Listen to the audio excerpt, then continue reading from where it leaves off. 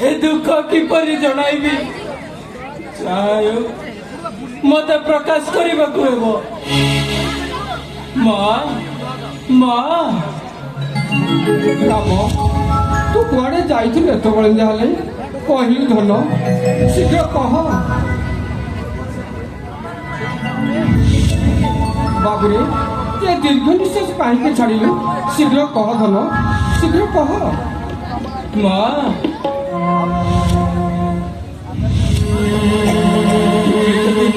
शुणी कौन दुख न करे मु कहबी भावुली शीघ्र कह धन विलम्ब कले मो प्राण छाड़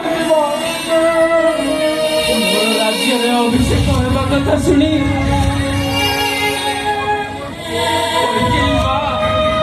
पिता को कठिन सत्य कराई बर मागी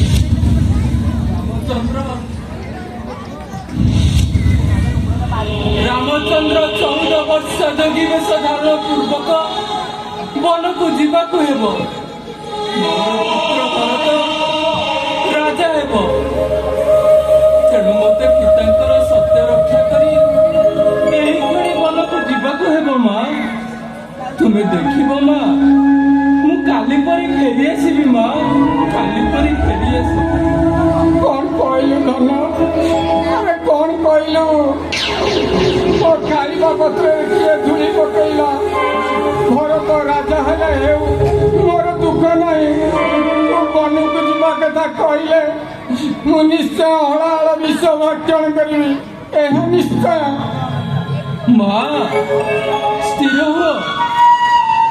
हो माँ तुम्हें जानो तुम्हें किए रत्नगर्भा जान माँ जार पुत्र सामान्य बाल्यकाल वन में घोर राक्षस राक्षसी को विनाश करी लक्षे राजा सम्मुख कालीम प्रदान पूर्वक जानकीर पानी ग्रहण करी क्रांतक धूमकेतु वीर शिरोमणि परशुराम गर्भ खर्ब कर निकटने उपवन विहार आनंददायक मुहूर्त माँ तुम्हें देखिब माँ तुमर अखंड धर्मबल तुमर पुत्र जश अर्जन कर आनंद मन गृह को फेर से मन कर माँ बनवास केते मंगलदायक कि अमंगलदायक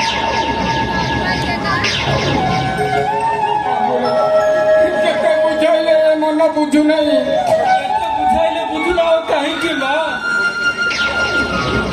तुम्हें जानी था माँ जहाँ मोर पितृ सत्य पर मन को जीवाक हेब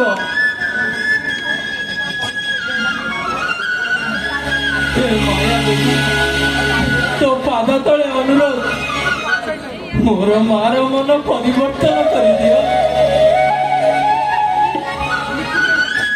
बाबुरे जते बुझाइले काहे बुझुना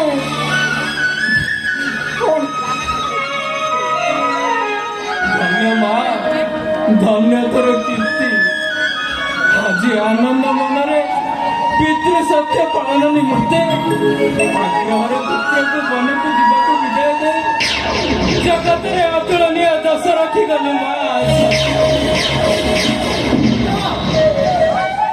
सामान्य स्त्री लोक कथारे राजपुर त्याग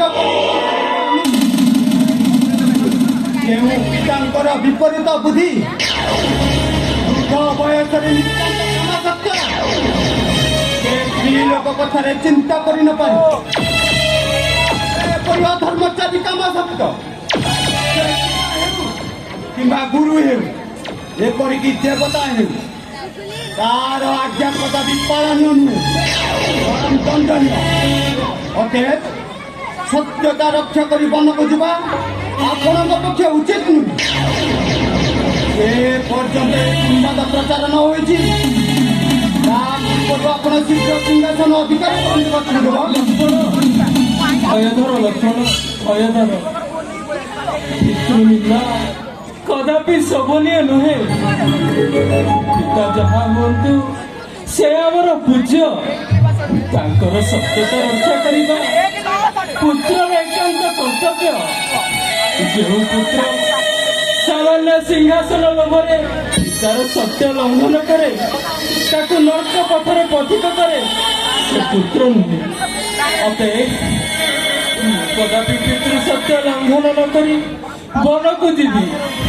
ଯଦି ଏହି କାର୍ଯ୍ୟରେ ମୋର କିଏ ପ୍ରତିବନ୍ଧକ ହୁଏ, ଜାଣିଥରେ ଲକ୍ଷ୍ମଣ, ତାର ନିସ୍ତାର ନାହିଁ। ଭାତୃଦେବ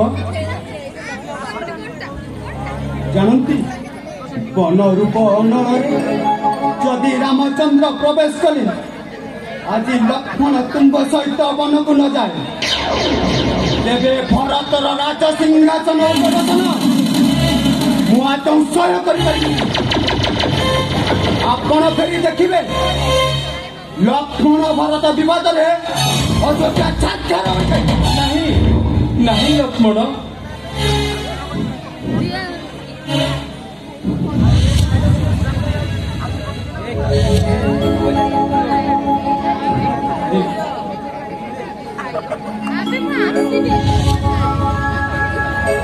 ନାହିଁ ଲକ୍ଷ୍ମଣ, ତୋର ମନ ଜାଣିବାକୁ ମୁଁ ତ ତୋର ମନ ଜାଣିବାକୁ ଏପରି ନାହିଁ କରୁଥିଲି ସିନା।